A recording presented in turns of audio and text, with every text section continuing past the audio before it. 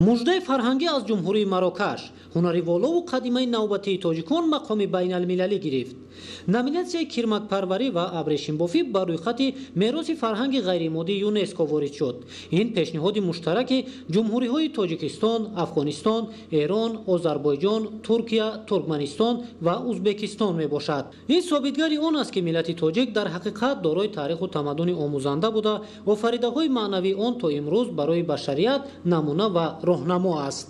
соҳаи пилапарварӣ яке аз соҳаҳои қадимаи мардуми тоҷик ба ҳисоб меравад ва ин таърихи тӯлонӣ ҳам дорад. хеле ки медонем, мардум ба ин шуғл бисёртар машғул мешуданд, аз қадим касби худ интихоб карданд ва ба воситаи ин эҳтиёҷоти худро қонеъ мекарданд. ҳамзамон дар ин самт дар заминаи кирмакпарварӣ соҳаи абрешимбофӣ, ресандагӣ, дигар соҳаҳое ки ҳунарҳои мардумӣ мебошанд рушд карданд. айни ҳол дар Тоҷикистон ба ин соҳа таваҷҷӯҳи махсус зоҳир карда мешавад аз тарафи ҳукумати ҷумҳурияти Тоҷикистон, аз тарафи сарвари давлат пешвои муҳтарам Эмомалӣ Раҳмон ва бинем ки дар ин соҳа як қатор санаду меъёрҳои ҳуқуқӣ ба имзо расиданд, аллакай барномаҳои давлатӣ таҳризӣ шуданд. кирмакпарварӣ ва абрешимбофӣ сеюмин номинатсияи муштарак аст ки мақоми байналмилалӣ мегирад. қаблан санъати мусиқии шашмақом ва ҷашни Наврӯз ҳамчун мероси ғайримоддии ЮНЕСКО сабти ном шуда буданд. Инчунин аз ҷумҳурии Тоҷикистон то ин муддат се номинатсияи фарҳанги ғайримоддӣ дар шакли мустақил оши палав, чакан ва фалак ҳамчун мероси ғайримоддии башарият сабти ном гардиданд.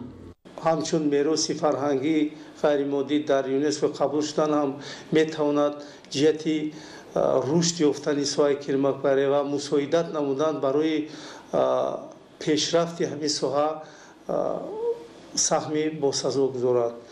кирмакпарварӣ барои миллати тоҷик шуғли қадима ва мардумӣ ба ҳисоб меравад. Аз пила аз қадим матои адрас, атлас, шоҳӣ ва намудҳои гуногуни либос барои мардону занон истеҳсол карда мешуд.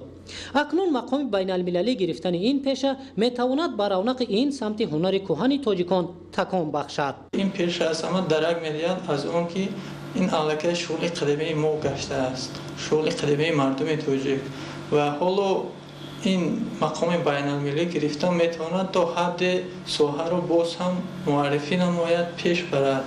тайёр намудани матоъҳои табиӣ аз ҷумла атлас, адрас ва дар дигар соҳаҳо ба мисоли соҳаи тиб, яъне тайёр намудани доровориҳои истифода карда мешаванд. инчунин дар авиатсия истифода карда мешавад ки ин яке аз ашёҳои пурқимати табиӣ ба ҳисоб меравад. кирмакпарварӣ яке аз самтҳои асосии соҳаи кишоварзӣ ва саноат ба ҳисоб рафта бо мақсади рушди он пайваста тадбирҳои муҳим амалӣ гардонида мешавад. қарори ҳукумати ҷумҳурии Тоҷикистон аз 25 июни соли 2021 оид ба барномаи рушди соҳаи кирмакпарварӣ ва коркарди пила барои солҳои 2020-2024 ба имзо расонида шудааст ки яке аз заминаҳои асосии таконбахш барои тараққиёти ин самт дониста мешавад. ҳамзамон бо пешниҳоди асосгузори сулҳу ваҳдати миллӣ пешвои миллат президенти ҷумҳурии Тоҷикистон муҳтарам Эмомалӣ Раҳмон замини тудзорҳо ба муддати 10 сол аз пардохти андози ягонаи замин инчунин шахсони ҳуқуқие ки ба коркарди пила ва истеҳсоли матоъҳои шоҳӣ, атласу адрас ва дигар маснуоти бофандагии дастӣ машғуланд аз пардохти андозҳо пурра озод карда шуданд. ин ва дигар тадбирҳои андешидаи ҳукумати мамлакат дар рушди минбаъдаи ин самти асосию таъминкунандаи корхонаҳои саноати сабук бо ашёи хом такон мебахшад. санаи 22 декабри соли 2021 дар паёми навбатии президенти ҷумҳурии Тоҷикистон муҳтарам Эмомалӣ Раҳмон ба маҷлиси олӣ барои ваъзи соҳа баъзе сабукию пешниҳодҳо намуданд. пешниҳод намуданд ки 10 сол заминҳои тудзорҳо аз андози ягонаи замин озод карда шавад. инчунин корхонаҳое ки ба коркарди пилла,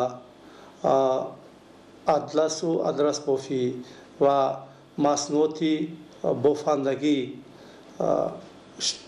машғуланд аз андозҳо пурра озод карда шаванд ки ин имконият медиҳад ҷиҳати рушди соҳаи пилапарварӣ ва таъсиси садҳо ҳазор ҷойҳои корӣ дар ҷумҳурии Тоҷикистон аз ҷумла барои бонувону занони маҳаллӣ. дар рӯйхати мероси фарҳанги ғайримоддии ЮНЕСКО сабти ном шудани номинатсияи кирмакпарварӣ ва абрешимбофӣ агар аз як ҷониб арҷгузорӣ ва эътирофи тариху тамаддуни қадимаи миллати тоҷик бошад, аз ҷониби дигар такон мебахшад ба таъмини рушди дучанди кирмакпарварӣ ва абрешимбофӣ дар ҷаҳон. яъне шуғл ва таърихи қадимаи миллати тоҷик тадриҷан дар ҷаҳон ба таври оммавӣ мавриди омӯзиш қарор мегирад. ин ва дигар дастовардҳо бо шарофати истиқлолияти давлатӣ натиҷаи тадбирандешиҳои доимии роҳбарияти давлату ҳукумати мамлакат дар самти тарғиб ва муаррифии таъриху тамаддуни миллати тоҷик дар арсаи байналмилалӣ дониста мешавад. наврӯзшоҳи азизулло, Фарҳоди Восе, барномаи ахбор.